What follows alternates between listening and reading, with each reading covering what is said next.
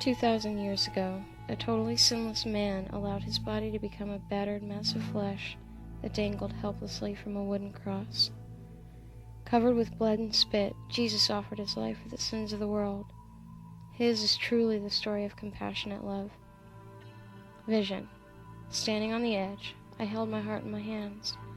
Behind me, the lights of the city stared like cat's eyes into the night so black that death itself seemed to scream out loud, "This is mine, and no love can penetrate." I closed my eyes in terror and tried to remember the story that now seemed so necessary to understand. Suddenly a voice called my name. Looking up, I saw a large mural which stretched across an open field. On it were haunting paintings of men, women, and children. Pain was etched on their faces. At the end of the mural was a cradle with the words, "The Answer," carved into the headboard. Inside the cradle was a baby boy. I laid my heart at his feet. His arrival was quite unique.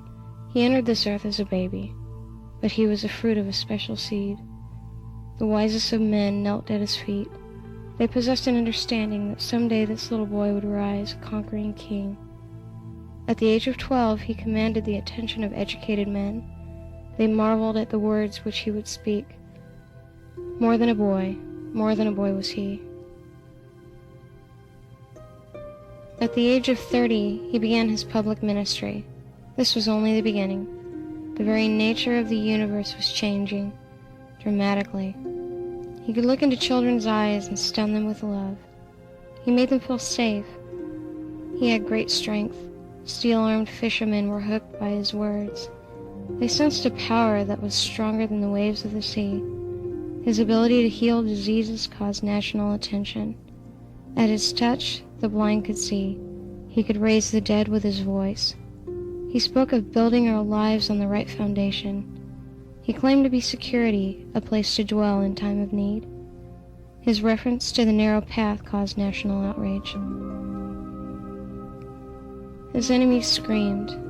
How could he be the only way? He didn't ask for money. He had no needs. His speech was honest and straightforward.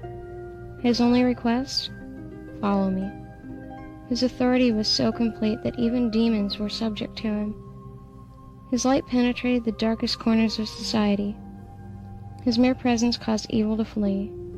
He said that the material possessions of this world would all fade away, and that the only lasting treasure lies deep in the heart. Some of his friends were prostitutes and thieves. He went to parties.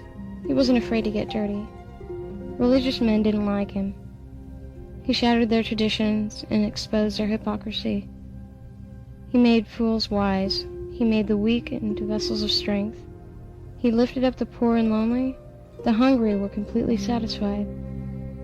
He was water to the thirsty. He didn't hide in lavish temples. His domain was the street. He didn't wear ornamental robes. His was clad in humility. Undaunted by threats, he moved bravely from city to city. Afraid of no one, he proceeded, proclaiming his glory, proclaiming his victory. A ragged band of men partook of his journey. 12 hearts and minds were carefully woven into a fabric not often seen. The garment of unity. A man of controversy, he made people choose between good and evil. He left no middle ground.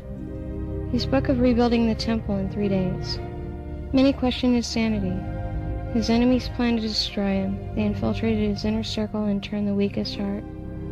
The price of his betrayal, 30 coins. The cost, ultimate tragedy. A cold handshake shaped eternity. At his last meal, he shared intimately, but his friends lacked understanding. What would they say when they watched him bleed? His arrest came suddenly, hundreds of armed men surrounding him, casting curious stares into the glow of moonlight. They thought they were obeying. His subsequent trial was a mockery. Truth was avoided completely, yet he said nothing. Those in authority were startled by his dignity. Beaten and bloody, he was forced to carry the heaviest weight. As he slowly climbed to the place of destiny, nature itself groaned in agony.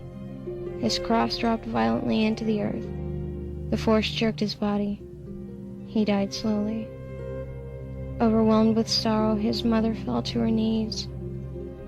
Bitter tears filled the hands that once held him.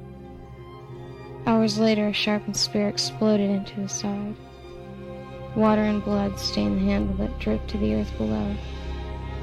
As his last tortured breath hung in the air, Death's silent dancer circled his body, laughing and mocking in grotesque harmony. Coal-black sky veiled the Father from the Son. Once brave soldiers now trembled with fear. Jesus' lifeless silhouette was a haunting sight. His enemies rejoiced. His friends timidly wept in secrecy. Everyone assumed that this was the end of the Carpenter King. They were wrong. For only I, the Messiah, have come to the earth and returned to heaven again.